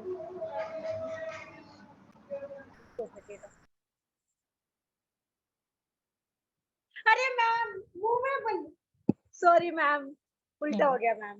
बेटा वहां जा तुम रह रही हो ना, शुक्र करो तुम यहाँ पूना में नहीं रहती, नहीं तो तुम्हारे पास आ जाती मैं उधर। मैम ये उल्टा हो गया मैम, सॉरी, वो मूवेबल था मैम, सॉरी, ये अभी पढ़ा immovable. Service cannot be made on the defendant in person. The defendant has no agent empowered to accept the service. It may be made upon any agent in charge of the property. यानी कि देखो जो property होती है वहां पर भी आसपास में एजेंट तो घूमते हैं ना, कि प्रॉपर्टी को दिखाते हैं, ए तुम लेगो क्या, बिल्डर के पास जाते हैं, भाई ये प्रॉपर्टी पड़ी है, लेगा क्या। हाँ, तो इस चीज को लेकर अगर कोई भी परफेक्ट एजेंट नहीं है, तो वो जो प्रॉपर्टी के अगेंस्ट आसपास एजेंट है ना, उसको भी सम्मन थमाया जाएगा, भाई ले तू देख रहा है ना, ले आना कोर्ट। ठीक है, ये इमूवेबल प्रॉपर्टी की बात करता है। रूल नंबर 15, वेदर सर्विस में be on the adult member of the defendant family. See बेटा ना, यहाँ पे अडल्ट मेंबर कहा गया है, रामू काका की बात यहाँ पे जो हमने वहां पे पढ़ी थी ना सीआरपीसी में, नहीं मैं सीआरपीसी नहीं बोलती हूँ, नहीं तो तुम मुझे वही गोल गोल घुमाती हो, है ना। भी तो पढ़ा है, किसी में भी तो पढ़ा है। हाँ, तो वही तो बात है ना। Where in a suit defendant is absent from his residence, अगर defendant absent है, नहीं है, कहाँ नहीं है, अपने घर पे नहीं है, जब कब नहीं है, जब उसको सर्विस करी गई है सम्मन्स की, तो वहां पर there is no likelihood to be being found at the residence with a reasonable time. He has no agent empowered. The service of someone on this behalf may be made on the adult member of the family. यहां पर देखो weather mail और female जो उसके घर में रहता है, ठीक है, अडल्ट मेंबर, तो यहाँ पर the servant is not a member of the family with in the meaning of this rule, यानी कि काम वाली बाई भी नहीं आएगी, मेरी बाई नहीं आई तो उसे सम्मान देना मत। किसे दोगे? अडल्ट, या तो मेल मेंबर को या तो फीमेल मेंबर को। तो ये समझा जाएगा कि जो सम्मान है उस पर्सन को दे दिया गया है। Person serve to be sign acknowledgement. अब जब सर्विंग ऑफिसर उसने उस कॉपी दिया है डिफेंडेंट को या एजेंट को, तो जो सिग्नेचर होगा उसको लिया जाएगा, यानी कि एक्नॉलेजमेंट की ओरिजिनल समन्स जो है उसको दिया गया है। ठीक है, ओरिजिनल समन्स उसको दिया गया है, एक्नॉलेजमेंट लिया जाएगा ना, कि कल को उसने बोला मुझे मिला ही नहीं है तो मैं तो धोखे में आ गई ना, ओरिजिनल देके कॉपी पे साइन लेके जाऊंगी ना, भाई देख के आए हैं। अब मैंने आपको अथॉरिटी लेटर का ड्राफ्टिंग सिखाया था, याद करो। मैम ये एक्स पार्ट है तो इसमें जाएगा ना? है एक्स पार्ट है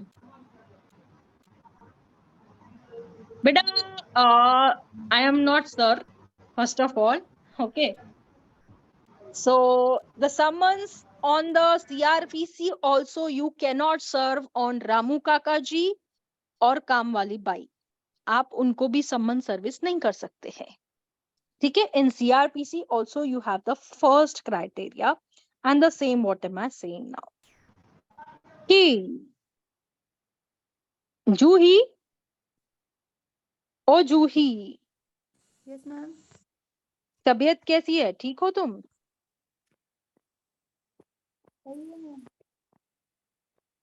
सही हो? आवाज ही नहीं आ रही तुम्हारी मुझे तो। आजकल तुम कुछ बात ही नहीं करती, क्या हुआ? पढ़ाई में ध्यान है ना? अभी वो पेपर चल रहा है। ठीक है, कोई नहीं, चलो लेट्स मूव फर्दर। अब अथॉरिटी लेटर की ड्राफ्टिंग जो हम बोल रहे हैं ना कि एजेंट एजेंट एजेंट, तो यहाँ पर अगर किसी पर्सन को हमने अथॉरिटी दे रखी है तो हम उसको लेकर क्या करते हैं, ये अथॉरिटी लेटर के थ्रू वो कोर्ट में केस भी फाइल कर सकता है। जैसे अपन रिप्रेजेंटेटिव कहते हैं ना, आपने सुना था ऑर्डर नंबर 1 के रूल नंबर 8 में रिप्रेजेंटेटिव। तो ये देखो ये अथॉरिटी लेटर की ड्राफ्टिंग कैसे होती है। एनी पर्सन जो प्लेंटिफ उसको ऑथराइज करता है कि तू जाके केस, ऐसे कि मैंने कहा था कि विकी को मैंने कहा तू जा और मेरे जगह पे पूरा केस देख के आना। ठीक है, तो मैं इस विकी को क्या दूंगी? अथॉरिटी दूंगी। उसके लिए क्या देना पड़ेगा? अथॉरिटी लेटर देना पड़ेगा। ठीक है, कल को विकी झूठा नाम मेरा लेके भी जा सकता है ना, हो सकता है। कौन बिलीव करेगा कि यही वो बंदा है जिसको मैंने अपॉइंट किया था? विकी कुमार के एक ही इंसान तो नहीं होंगे, बहुत सारे होंगे। तो what am I suppose to do? I will type a authority letter and I will give him authority कि तू जा मेरी जगह पे पूरा केस का कांड देख, मैं नहीं आती, I am not going to come. तो फॉर दैट अथॉरिटी लेटर, देखो आपके ना ये ऑर्डर 5 में अथॉरिटी लेटर कहीं पे भी नहीं है, नहीं तो लावण्या बोले कि मैम मैंने तो पूरा बैरक देखा, उसमें तो किधर भी नहीं है, आप झूठ बोल रहे हो, है ना। तो मैं आपको थोड़ा एक्सट्रीम लेवल पे लेके जाती हूँ सिखाने के लिए। जो एजेंट सर खा रही हूँ मैं आपका, है ना। जैसे बोलती हूँ आप पर्सनली वर्क फ्रॉम गेम, तो मैम एजेंट कौन सा, किधर है एजेंट? तो उसको मैं एजेंट देने के लिए उसको अथॉरिटी दूंगी कि बेटा मैं आपको अथॉरिटी देती हूँ, मेरी जगह आप कोर्ट जाना, आप लीडर अपॉइंट करना, आपको जो वकील करना है करना, जो करना है आपको मैं पूरी अथॉरिटी देती हूँ। तो मेरी जगह पे कौन? विक्की जाएगा, जिसको मैं अथॉरिटी दे रही हूँ। तो अथॉरिटी लेटर की ड्राफ्ट करके आपको कोर्ट में सबमिट करना पड़ता है, तभी ही वो ऑथराइज होगा मेरी जगह पे जाने के लिए, नहीं तो कोर्ट तो मुझे ही समझेगी ना। मैम सबमिट कौन करता है? जिसको देते हैं। तो आपको मैंने दिया तो कौन सबमिट करेगा? मैं आऊं आपके साथ? मैम हमको लगा से आप एक दिन पहले सबमिट कर सकते हैं। Like a power of attorney, correct. कि अगर मैं अपने सारे पावर्स आपको दे रही हूँ तो मैं क्यों पावर ऑफ अटॉर्नी कोर्ट में सबमिट कर रही हूँ? मैंने तुमको पावर दिया है ना, जाओ ना कोर्ट में काम करने के लिए, अथॉरिटी दे रही हूँ ना। तो authority letter is equals to power of attorney. Clear? Usma, जी मैम।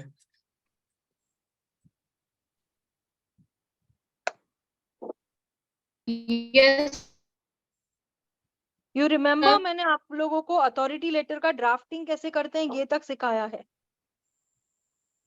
yes ma'am याद yes करो कि ma'am मैंने आपको सिखाया था जब आपको मैं बोल रही थी कि बेटा एजेंट को अगर बेचना है तो उसको अथॉरिटी लेटर देखो दे के बेचना पड़ता है। yes ma'am तो देखो I mister so and so office of so and so, फिर do hereby state and declare that I am a sole proprietor. अभी यहाँ पे वो प्रोप्राइटर है तो वो किसको ऑथराइज कर रहा है, सम पर्सन को ऑथराइज कर रहा है, वो वहां के रहने वाला है और इनिशिएट कर सकता है। सिविल होने दीजिए, क्रिमिनल प्रोसीडिंग्स होने चाहिए। अब यहाँ पर जो भी कंपनी होगी उसके नाम पे ऑन अ बिहाफ वो क्या कर सकता है, वेरियस डॉक्यूमेंट साइन कर सकता है, कंप्लेन साइन कर सकता है, एविडेंस दे सकता है, पैसे रिसीव कर सकता है, एप्लीकेशन फाइल कर सकता है, जो भी रिक्वायरमेंट होती है।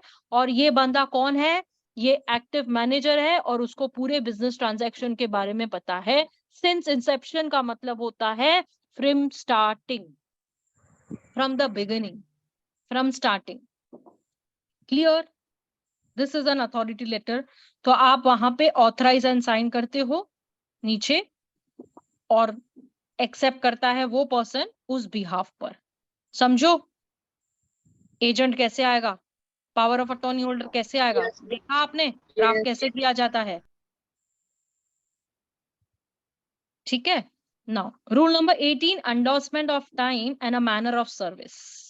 यहाँ पे जो सर्विस आप बोल रहे हो, endorsement, I am sorry, the serving officer sir, in all cases in which summons have been served under the rule of 16, endorse or annex or cause to be endorsed or annexed on a original summons and return stating the time and the manner in which the summons was served, the name and address of the person, if any, identifying the service of the summons and witnessing the delivery of tender of the summons। कहने का मतलब बहुत simple है कि जो officer जाता है, जैसे हम बैलिफ कह रहे हैं, सर्विंग ऑफिसर कह रहे हैं, तो जो भी केसेस में सम्मन लेके जाएगा वो उसके ऊपर एंडोर्स करेगा, साइन लेके आएगा।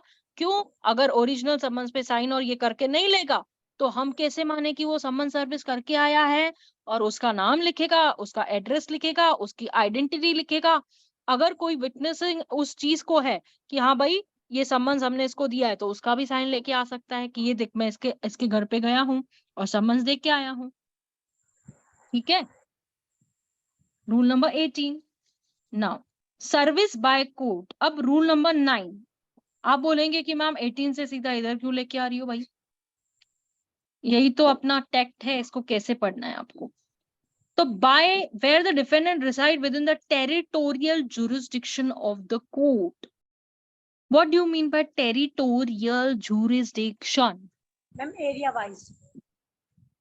Issuing the summons, he empowered an agent within the jurisdiction of such court. Then the summons shall be served through a proper officer of the court or courier services approved by the court. अभी courier services जो होती है ना, जो court approve करती है, ऐसे तो बहुत सारी courier services है, लेकिन जो रिकॉग्नाइज होती है ना उसी का कोर्ट मान के चलती है। आप एरे गहरे नत्थु खेरे को दे दो कि भाई ये कुरियर को भेज दिया हमने, इसके थ्रू भेज दिया, कोर्ट आपको एक्सेप्ट नहीं करेगी। आपने वो प्रॉपर कुरियर सर्विस जो कोर्ट आपको बोलती है कि ये कुरियर हमारे कोर्ट में अलाउड है, तो आप उन कुरियर सर्विसेज के थ्रू ही उसको भेजेंगे। तो जब यहाँ पे कौन सर्विस कर रही है, कोर्ट सर्विस कर रही है। कैसे कर रही है? खुद कर रही है। ठीक है, चलो 9(2) बोलता है CPC empowers the court to deliver summons in such manner as a court, यानी कि सीपीसी में आपको खुलेआम बोला गया कि कोर्ट जैसे कहती है ना उसी तरह से समन्स भेजो, अपना दिमाग चलाने की जरूरत नहीं है। ठीक है। और 9(3) बोलता है कि summons can also be serve by registered post, speed post, courier service, fax, email और by any other permissible by transmission. अब यहाँ पे ना, यहाँ पे कैंसिल हो चुका है। ईमेल के थ्रू नहीं भेज सकते हो, फैक्स के थ्रू नहीं भेज सकते हो आप, सिर्फ आप कुरियर सर्विस और स्पीड पोस्ट और रजिस्टर्ड पोस्ट के थ्रू भेजोगे। ठीक है। Provided the service of the summons and the sub rule shell be made at the expense of the plaintiff. पैसा कौन भरेगा? प्लेंटिफ भरेगा। अगर प्लेंटिफ समन्स का पैसा नहीं भरता है तो समन आगे जाता नहीं है। ठीक है। अब यहाँ पे ना मैं ये व्हाट्सएप का आपको दिखाती नहीं हूँ क्योंकि खलास हो चुका है। ठीक है, ये केस लॉ भी अभी लगना बंद हो गई है। ठीक है, ये दोनों की दोनों केस लॉस काम की नहीं है अब। ठीक है, क्योंकि व्हाट्सएप के थ्रू क्लोज हो चुका है, चैप्टर इज क्लोज। तो मैं ये आपको दिखा के भी कोई फायदा नहीं है। पर अगर आउट ऑफ इंडिया की बात है तो भी उनको कैसे भेजा रहेगा वो मैं आपको आगे बताऊंगी। ठीक है, where the defendant is residing outside the jurisdiction of the court, the summons shall be served through an officer of the court within whose jurisdiction the defendant reside। यानी कि अगर प्रतिवादी जो है, डिफेंडेंट जो है, वो कोर्ट के जुरिस्डिक्शन में नहीं रहता है, जहां कोर्ट है वहां नहीं रहता, तो उसको समन्स कैसे भेजोगे? वो ऑफिसर जाएगा जो उस डिफेंडेंट के जुरिस्डिक्शन में रहता है, वहां पे जाके समन सर्विस करके आएगा।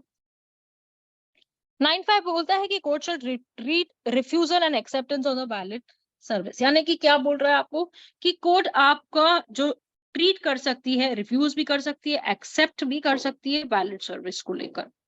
रूल नंबर 9.6 क्या बोलता है? The high court and the district जज as the case may be shall prepare a panel of courier agencies. मैंने आपको बोला था कि ये चॉइस जो होती है ना कोर्ट की होती है, वो पैनल ऑफ कुरियर एजेंसीज लगाते हैं कि ये एजेंसीज होगी जहां से कुरियर जाएगा, आप अपने मन की मत चलाओ।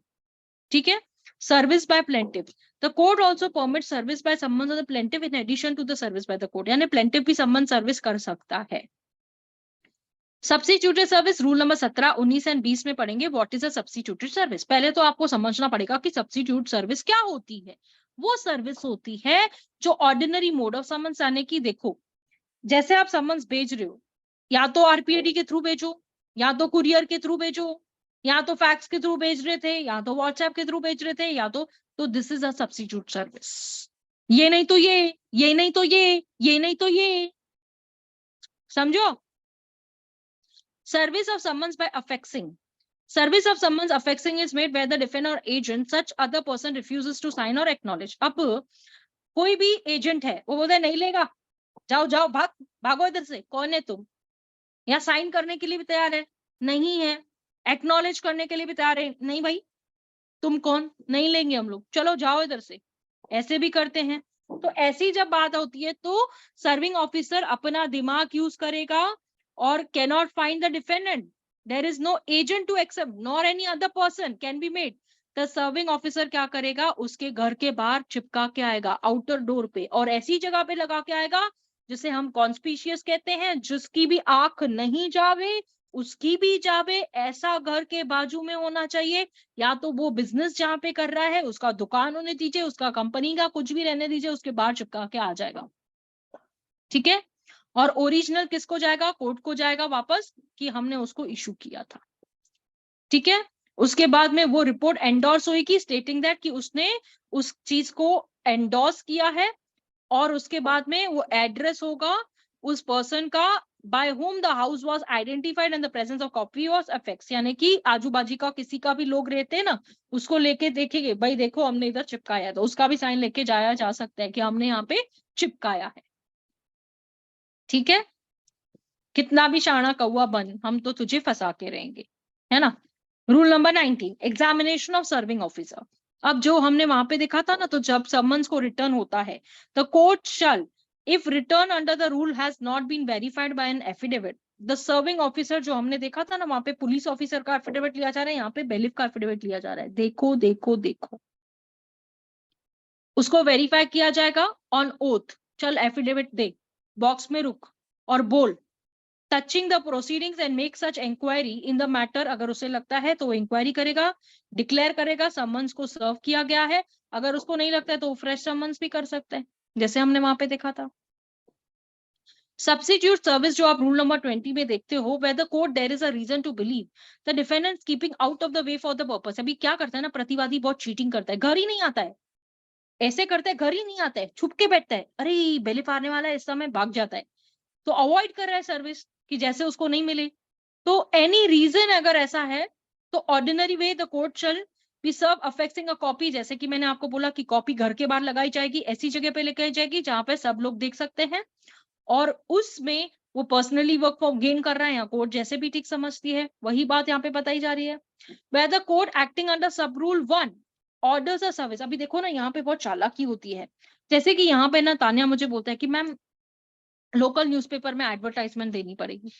अगर समझो उसके कॉन्स्पिशियस पार्ट पे लगाने के बाद में भी वो समझो वहां रहता ही नहीं है, तो उसको लेकर खुला खुला क्या किया जाएगा, लोकल न्यूज़पेपर में उस बात की एडवर्टाइजमेंट दी जाएगी, और उसके बाद में ऑर्डर होने वाला सो तो अलग, नहीं आओगे उसके बाद तो ऑर्डर तुम्हारे खिलाफ ही होने वाला है।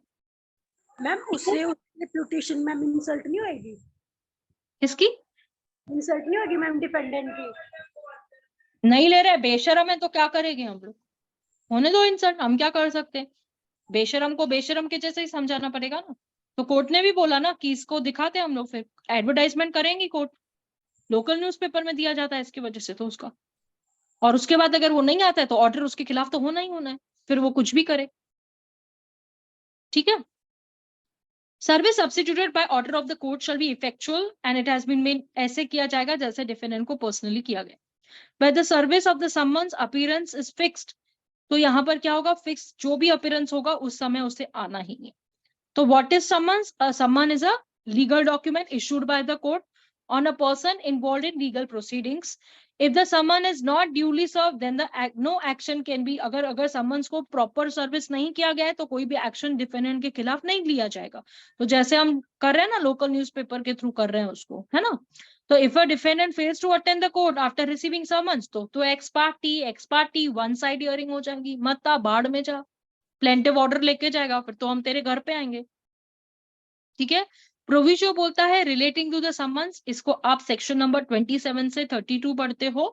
ऑर्डर नंबर 5 में पढ़ोगे, देखो देखो देखो, order number 16A of CPC deals with the service of summons, इसमें भी आप पढ़ने वाले हो। Summons to the defendant respondent, section number 27 से 29, ऑर्डर 5 में आपने देख लिया। विटनेस जो होगा वो 31 से 32 हमने देख लिया।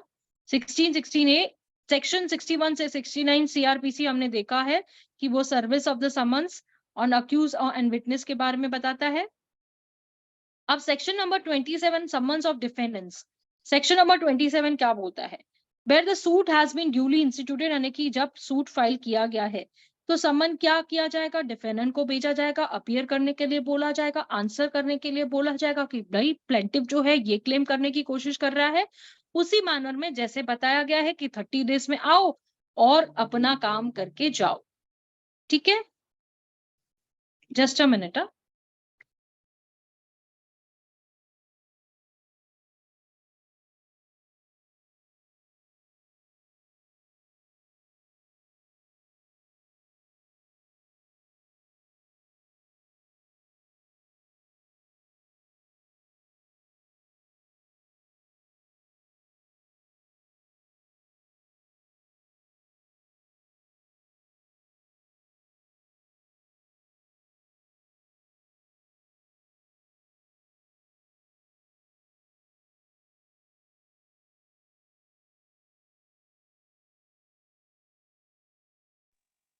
चलो सॉरी। सेक्शन नंबर 28 सर्विस और summons with the defendant residence in another state. अब जैसे बोलती है ना कि दूसरे स्टेट में रहता है तो क्या करेंगे? अगर दूसरे स्टेट में रहता है तो क्या करेंगे? तो अगर दूसरे स्टेट में रहता है तो समन में be sent for a service in another state, जो भी उस स्टेट के रूल्स होंगे उसके अकॉर्डिंग समन्स भेजा रहेगा। तो court on which the summon is sent upon the receipt of the proceed it has been issued by such court shall be returned the summons of the court issued together with a record if any। अब यहाँ पर जो court होगा, जहां पर भी आपको समन send करना है तो उससे रिसिप्ट आएगी कि भाई जो समन्स है वो कोर्ट के थ्रू इशू हुए हैं, और वो समन्स को रिटर्न किया जाएगा जिस कोर्ट ने वो समन्स को इशू किया था, क्योंकि अनदर स्टेट की बात की जा रही है। ठीक है ना, जैसे हमने वहां पे देखा था ना, समन्स क्या किया जाता है, सेम वही। Yes, correct. When the language of the summons of the service of the another state is different, तो हिंदी यहाँ पे लैंग्वेज है तो हिंदी में समन्स भेजा जाएगा, इंग्लिश वहां लैंग्वेज है तो इंग्लिश में भेजा जाएगा। मैंने आपको बताया था हिंदी और इंग्लिश के बारे में, याद करो आप। Yes ma'am. Service of foreign summons and other process issued, तो सिविल एंड रेवेन्यू कोर्ट्स जो होते हैं, रेवेन्यू कोर्ट्स कौन से होते हैं पता है ना आपको? जहाँ पे रेवेन्यू के मैटर्स चलते हैं, जहाँ पे पैसा का मैटर्स चलते हैं, जहाँ पे प्रॉपर्टी के रिलेटेड मैटर्स चलते हैं, उसे रेवेन्यू कोर्ट कहा जाता है। ठीक है।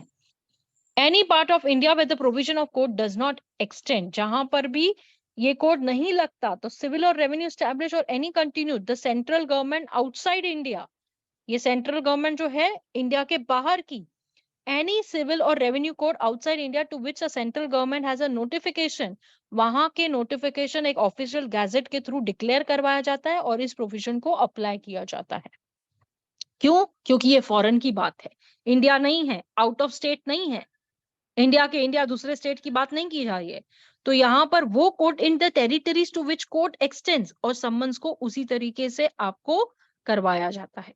तो सेंट्रल गवर्नमेंट एक मीडिएटर होता है, उसके थ्रू आप सम्मन्स को क्या करवाएंगे, सर्विस करवाएंगे। समझा? Power to order the discovery and the like, subject to the condition and limitation as may be prescribed. The court may at the time either its own motion apply to any party.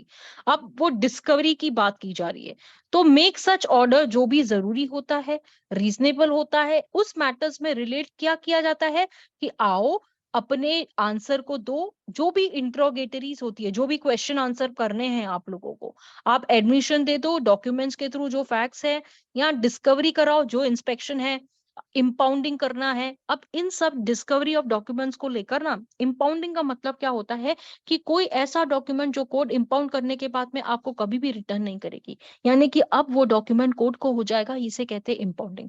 यानी कि आपको वो document कभी भी return नहीं मिलेगा, वो evidence में यूज हो जाएगा, वो मटेरियल ऑब्जेक्ट हो जाएगा, जिसे हम कह रहे हैं।